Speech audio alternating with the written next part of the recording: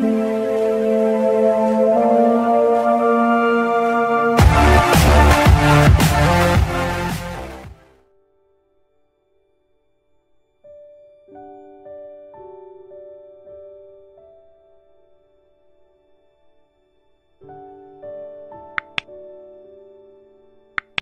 datang di channel ini. Saudara-saudara yang terkasih, pada minggu kedua pendalaman APP ini kita akan mendalami tema mulia bersama adalah tujuan solidaritas. Pendekatan yang kita gunakan ialah appreciative inquiry. Adapun pendekatan ini memiliki 4 langkah, yaitu discovery atau penemuan, dream atau impian, design atau rancangan, dan destiny atau menentukan kegiatan. Oleh karena itu marilah kita melihatnya satu persatu. Pertama, discovery. Di masa pandemi COVID-19, kita mengalami banyak kesulitan termasuk di bidang ekonomi. Banyak orang kehilangan pekerjaan, kekurangan pendapatan, bahkan ada yang kesulitan mendapatkan makanan. Melihat semuanya itu, banyak orang yang tergerak hati untuk membantu. Ada yang memberikan sembako, ada yang membagikan makanan siap saji. Bahkan pemerintah memberikan bantuan langsung tunai. Berbagai kegiatan solidaritas ini bertujuan untuk membantu sesama agar tetap bertahan hidup di tengah pandemi COVID-19 ini. Kita bersyukur dan berterima kasih kepada pemerintah dan siapa saja yang telah berbela rasa dengan sesama yang berkekurangan. Tetapi ada juga yang tega memanfaatkan situasi, mengambil bantuan yang bukan menjadi haknya. Adalah Ibu Salomi Malaka, warga desa Lembur, Alor, NTT. Ia menolak bantuan sembako dari pemerintah karena malu. Ia berkata, "Saya harus usaha sendiri. Tuhan sudah memberikan kepada saya 10 jari agar saya bekerja untuk mencari makanan. Saya malu menerima bantuan itu. Masih banyak orang lain yang lebih susah dari saya. Berikanlah kepada mereka saja. Saya masih bisa menafkahi hidup saya." Ibu Salomi memang tidak memberi sesuatu, tetapi dengan bersikap demikian, ia telah menyatakan solidaritasnya kepada sesama yang berkekurangan. Ia telah ambil bagian dalam usaha mewujudkan kesejahteraan di tengah kesulitan hidup di masa pandemi COVID-19. Dan kisah ibu ini menjadi viral di media sosial. Ia menjadi cahaya bagi yang lain.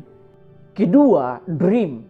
Seandainya kita semua pun sadar dan berbuat sesuatu, rela berkorban demi hidup dan kesejahteraan bersama, maka bisa dipastikan bahwa orang-orang yang berada di sekitar kita pun akan merasakan kesejahteraan. Ada yang memberi dari kelebihannya, tetapi ada juga seperti janda miskin yang memberi dari kekurangannya. Injil Markus pasal 12 ayat 41 sampai 44. Bahkan Ibu Salomi tidak memberi tetapi juga tidak mengambil apa yang bukan haknya.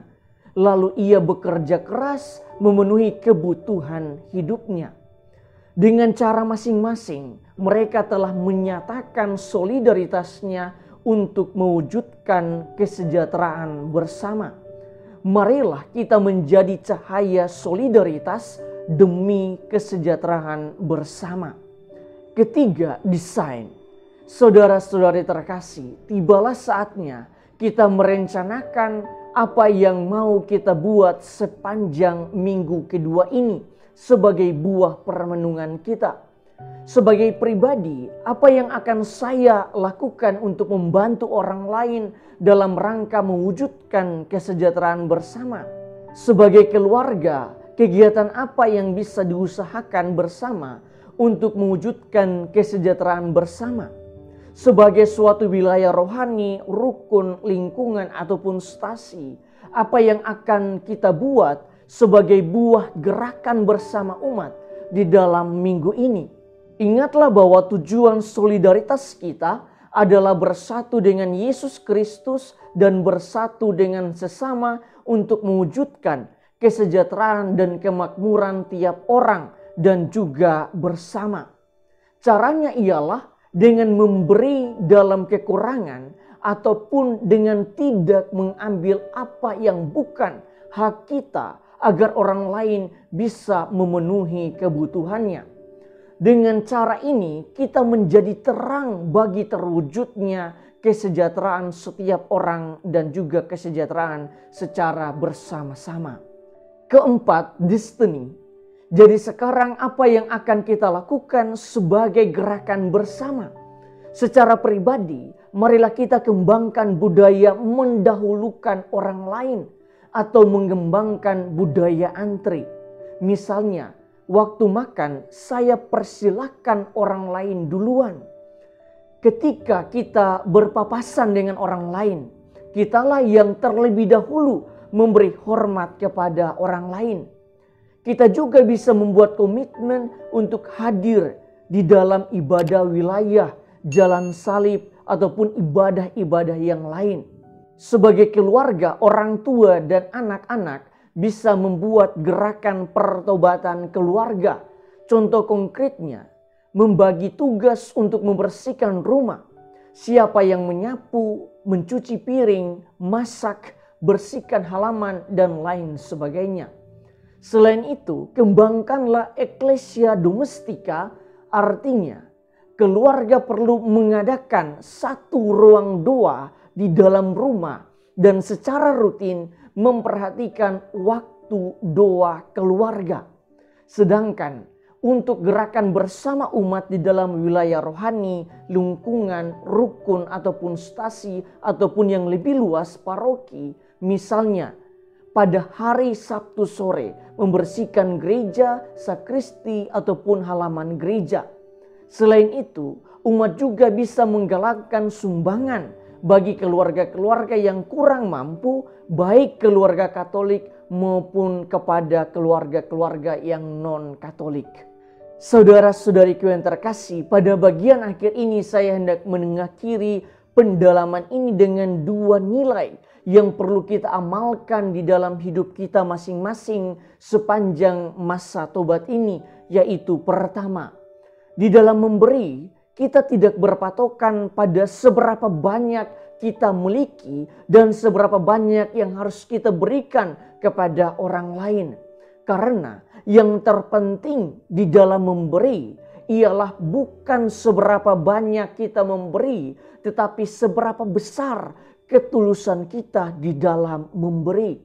Dalam arti tertentu, sikap memberi tidak harus disertai dengan pertimbangan ekonomis.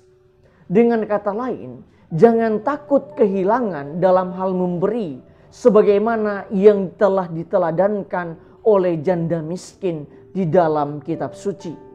Kedua, memberi tidak harus dalam bentuk benda, tetapi dengan memahami bahwa masih banyak orang lain yang lebih membutuhkan dari diri kita, sehingga membiarkan mereka mendapatkan lebih dari diri kita, itu juga merupakan suatu sikap mulia dalam solidaritas untuk kesejahteraan bersama.